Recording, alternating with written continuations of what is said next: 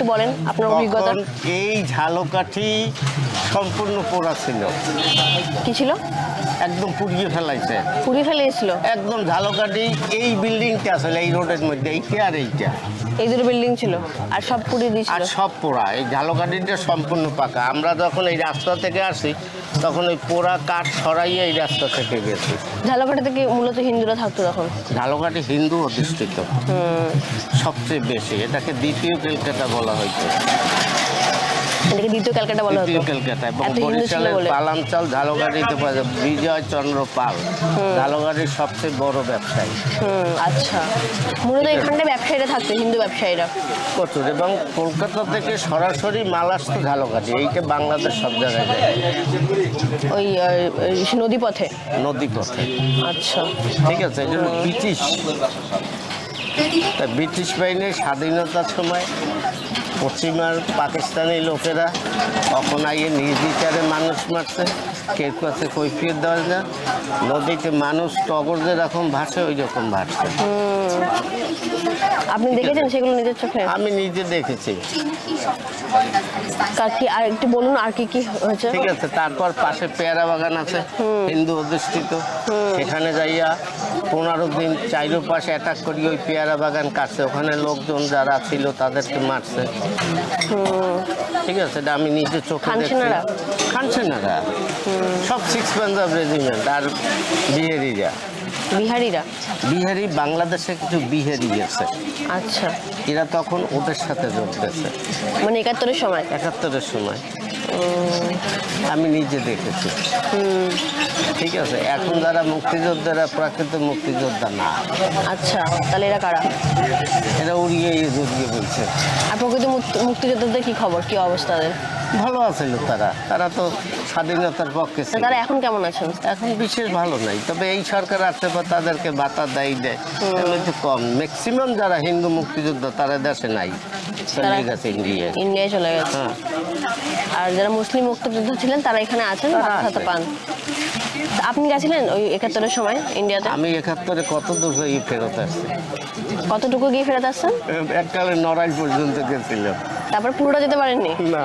কেন, কি হয়েছে? ওই যে মানুষ বাঁচার জন্য হয়তো বুকে সন্তান হ্যাঁ ওই ফেলাই চলে যায়, ওই দেখে আমি ফেরত আসছি।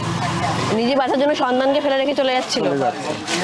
বুড়াদের ফেলে যাচ্ছে, চলে যাচ্ছে। বুড়াদের ফেলে রেখে, সেটা দেখে আপনি আবার ফেরত যাচ্ছেন? আমি ফেরত আসছি। আপনি তো অনেক ছোট ছিলেন তখন, আপনার বাবা? আমি ছোট না, আমি তখন তো ক্লাস 6-এ পড়ি। তা ছোটই তো। তখন এখন যেরকম বাচ্চারা স্কুলে যায় তখন আমাদের 8 বছরের আগে আমরা লেখাপড়া শুরু করতে পারিনি পাকিস্তান আমলে।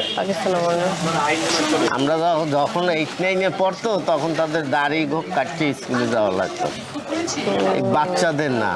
ছোটবেলায় স্কুলে ভর্তি হতে যেত না? হ্যাঁ, প্রাইমারিতে পড়তো, পাঠশালা। তা আপনি যে ইন্ডিয়া অবধি যেতে পারলেন না, তাহলে এখানে থেকে গেলেন? পরে আমি গেছি বহুবার। না, ওই টাইমেরটা একটু বলুন। 71-এর সময় তারপরে কি? ওই 71-এর সময় ওইভাবে। তারপর আপনি এখানে ঝালকাঠিতে ফিরে এলেন? তারপর আবার পেয়ারা বাগানে ফিরে আসছি। পেয়ারা বাগানে ফিরে আসছিলেন, তারপর ওখানে কি করে আশ্রয় নিয়েছিলেন? লুকিয়েছিলেন? লুকিয়ে না, ওখানে আমরা মোটামুটি ভালোই ছিলাম। এর ভিতরে আমার স্বাধীন হওয়ার পরে নাকি আগেই? আগে আগে আগে। ঠিক আছে, স্বাধীন হওয়ার আগে। এই এরপরে তো 9 মাস যুদ্ধ করার পর ইন্ডিয়ার দেশ থেকে সোলজার আসলো, যারা ধরে ট্রেনিং প্রাপ্ত মুক্তিযোদ্ধারা আসলো, দ্বীপ বাহিনীর লোকজন আসলো, তারা যুদ্ধ করিয়ে তারপর দেশ স্বাধীন। যুদ্ধের সময় আপনি কোথায় ছিলেন? পেয়ারা বাগানে? পেয়ারা বাগানে। তখন কিরকম অবস্থা ছিল? খুবই খারাপ।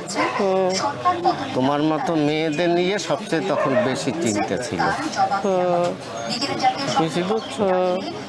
এবং যে বেশি খরচ ক্ষতি যে করছে আমার দেশের লোক, তারা পথপ্রদর্শক, তারা দেখাই দিত।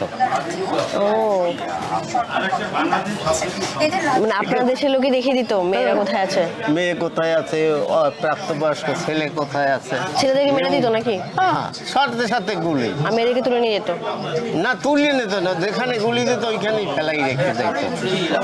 কারে গুলি দিতে মাটিও দিত না, নদীতে নদীতে ভাসতো, খালে খালে ভাসতো। করতো, ঠিক আছে, এইভাবে। তা আপনি তো মুক্তিযুদ্ধ দেখেছেন পুরো নিজের চোখে। আমি নিজে মুক্তিযোদ্ধাদের সাথেই ছিলাম। ও, আপনি লড়েছেন, তাহলে আপনি কি আমি লড়ি নাই, আমি সাথে ছিলেন? তাদের সাথে আপনি তখন ছোট ছিলেন, তো লড়ার মতো বয়স তো ছিলেন না। বয়স ছিল। বয়স ছিল। তাহলে এখন এই এতদিন তো দেখলেন বাংলাদেশকে, কি মনে হয় বাংলাদেশ কি মানে মুক্তিযোদ্ধাদের যে আদর্শ ছিল তা কি বাংলাদেশ পালন করতে পেরেছে না হারিয়ে ফেলেছে? পারে নাই। পারে নাই। কার দোষ বলে মনে হয়? জগা খিচুড়ি দল। হ্যাঁ, ঠিক আছে। তা এখন এটা কার দোষ বলে মনে হয় যে পারেনি বাংলাদেশ, কেন পারলো না, কি মনে হয়? এটা আমাদের দেশের মানুষের নৈতিক চরিত্রের অভাব, তো এই জন্য। এখন ভালো হয়ে যাচ্ছে। ঠিক আছে, এই জন্য তারা। তাহলে সরকারের একার দোষ নয়, মানুষ। না না না, সরকারের একার দোষ কি? সরকার জনগণ চালায়। জনগণ তো সচেতন নয় দেশের। জনগণ এ দেশের সুযোগবাদী। কার কোনখানে গেলে লাভ হবে সেইটা তাদের পকেট বাড়ি করে। ঠিক আছে, এ দেশে আমলা যারা আছে এরাও পকেট বাড়ি করে। দুর্নীতি সব জায়গাতেই আছে, সরকারের একার দোষ না। একার দোষ না। তাহলে এই যে এখন এই যে পরিস্থিতি হয়েছে, অনেকেই বলছেন যে এই সরকার হয়তো পড়ে যাবে, কি মনে হয় এই সরকার পড়ে গেলে কি হিন্দুদের কোনো সমস্যা হবে? একটা সরকার, একটা স্বাধীন রাষ্ট্রের সরকার পড়া কি এত সোজা? সে এই 15 থেকে 16 বছর ক্ষমতায়, এত সকালে পড়ে গেল। সেনাবাহিনী বলেছে যে ছাত্রদের উপর গুলি চালাবে না। সেটা পরিস্থিতি বুঝগা। আমি তো কেউ মারতে চাই না, এখন পরিস্থিতি যদি হয় তখন তো হবে। এবার যদি ওই যেটা আমি বলছিলাম যে অনেকে বলেন যে হাসিনা সরকারের আমলে হিন্দুরা আছেন, না থাকলে হিন্দুদের অবস্থা আরও করুণ হবে। যদি সরকার বাই চান্স পড়ে যায় তখন কি মনে হয় কি হতে পারে হিন্দুদের অবস্থা এখানে? এই দেশে